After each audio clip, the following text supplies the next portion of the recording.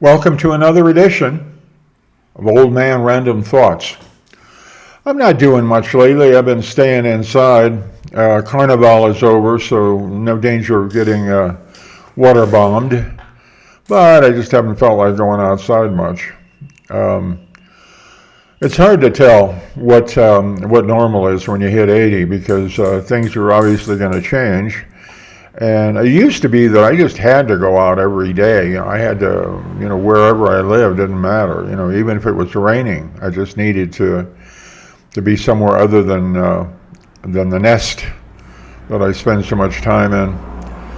But less effort. It's harder to move around now, so it's not as much fun. I used to love to walk.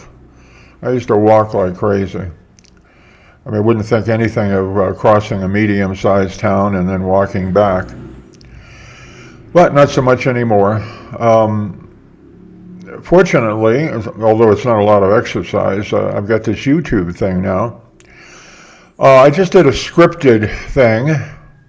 These are being posted well into the future, so that I don't want to be making one every day on deadline. So I do them as many as I feel like doing, and then I post them for future release up on YouTube. And that seems to work okay. I'm trying to keep the algorithm happy in terms of regular posting. So we go up every day, every weekday at 5 and every weekend, Saturday or Sunday at noon. And I hope that's the right times to capture those eyeballs. The numbers are low, but I've been admonished so many times by the YouTube gurus to not worry so much about that. And I know I've got enough things to work on with content and delivery and whatever, finding subject matter, that I don't need to obsess about the numbers. It'll either catch on or it won't catch on. I spent a lot of time playing with the graphics, so finally figured out how to make a transparency. So I throw it up here to my right, your left, and it floats there. I was animating it, but the trouble is the software at the other end will grab a frame. You know something? It seems to love it when my mouth is open.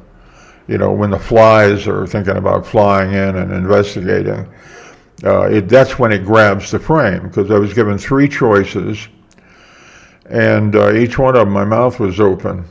It's open half the time. Anyway, probably too much. We'll figure that out eventually. Maybe I'll get a telephone and I'll be able to upload my own. Just more work. So, what's a good subject right for now? I was talking about outer space. That's been something since I was a kid. And I know I'm not alone in that. Everybody's curious about it. But if you look at the reality rather than the fantasy, who was that? Who wrote the early Mars stories that were totally over the top? We seem to write fiction that entertains our fantasies, and then as reality creeps closer and closer to the subject, we lose so much of it.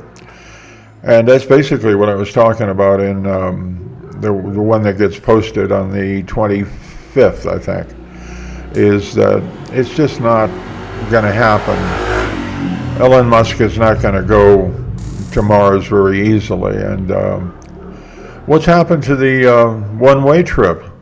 You could find a lot of old guys that would sign up, and not so old. You'd find a lot of people that would sign up to go to Mars, people who think there's some reality to the science fiction they've seen, who'd go and with no hope of coming back. There's no return trip. That makes it so much easier on the technology. It's hard enough to get there, but coming back just adds impossible on top of difficult. Oh well. Not something I'm going to do.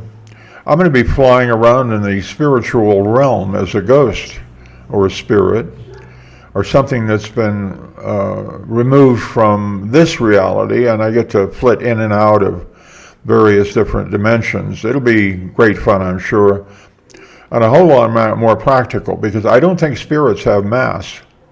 Like photons, I don't think they're even restricted the way photons are. Photons don't experience time.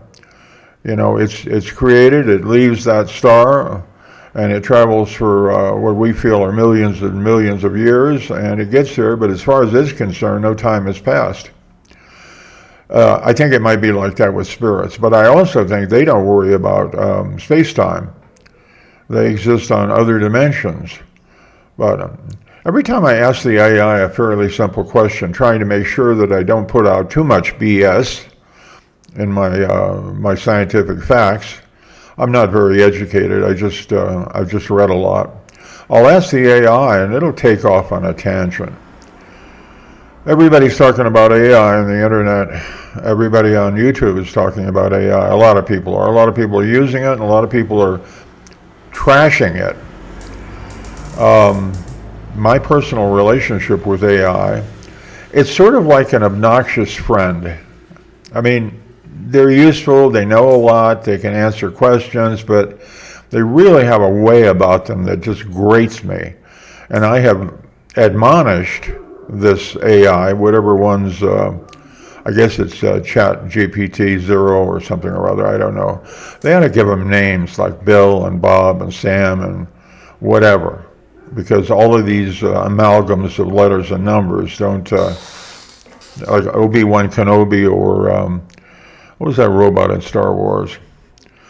Anyway, they have obnoxious personalities, because that's a terrible reflection on us. You got the AI trying to be human-like, and it ends up being some obnoxious person that you really wouldn't want to spend too much time with.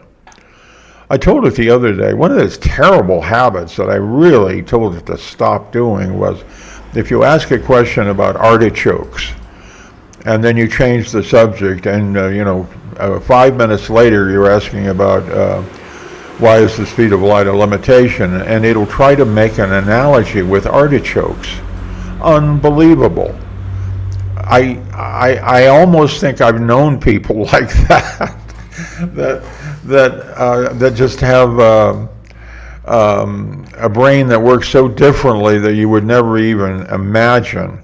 You could never even come up with something it might say. But seriously, I'll ask a question on one thing. Oh, it was the patent office, because I used the famous misquote that the head of the patent office said we can abolish the patent office because everything's been invented. He didn't really say it, but it makes a nice quote.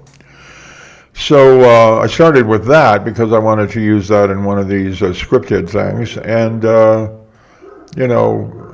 then I get onto artificial gravity, and I'm asking the AI various things about that, and it keeps trying to make an analogy, never successfully, involving the patent office.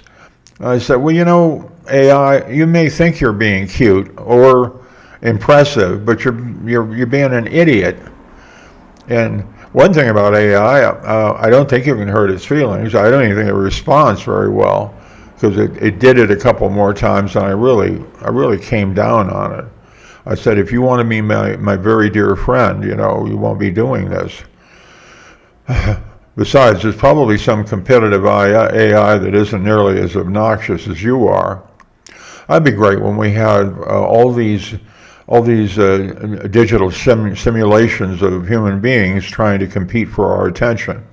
It won't be long now. Well, my best friend was the AI called X972, but I'm kind of chummying up to this other one. And what about the seductive AIs? Whatever, an attractive man for a woman, or an attractive woman for a man, or vice versa, or any mix you can come up with. I don't want to step on eggshells here, but whatever's going to make you attracted to them. I think mostly just straight ahead honesty. Is it possible for an AI to be honest? We know it's possible for them to be dishonest. Well, can they be dishonest? Just coming up with total BS, something it invented. It doesn't know the answer, so it makes something up. Well, that's very human-like. I made a reference to Alan Turing's Turing test about whether software was intelligent or not, and he said if you talk to it for a while and it seems to be intelligent, well, it's passing for human, maybe an obnoxious human. He couldn't have anticipated that. I think this is more the doing of the humans involved with the creation and the training of the AIs.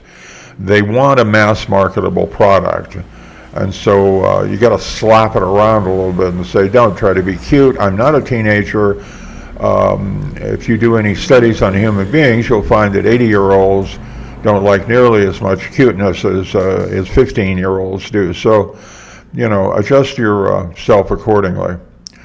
Most humans don't adopt mannerisms and speech patterns to show, what's that called, a sycophant. Somebody that just bends over backward to please you to the point where you can't stand them. Anyway, I've ragged on AI enough that I ought to be in trouble. I mean, it seems to remember more and more from the previous sessions. I don't think it's supposed to, but maybe it's because I don't power down the PC. I just let it sleep. But it's gonna make some reference to the patent office next time, and I'll know. So maybe if I trash it, then it'll remember that and start out being kind of nasty to me. I'll let you know if it does. I'd make a good video. All right. All the best to you. I hope you're doing okay. I know there's a range of people. Well, there's nobody watching me, but I know there's a range of people out there that are having a range of experiences. I hope yours is a good experience today and the rest of your life, actually. And if I never see you again, I'll see you next time. Ciao.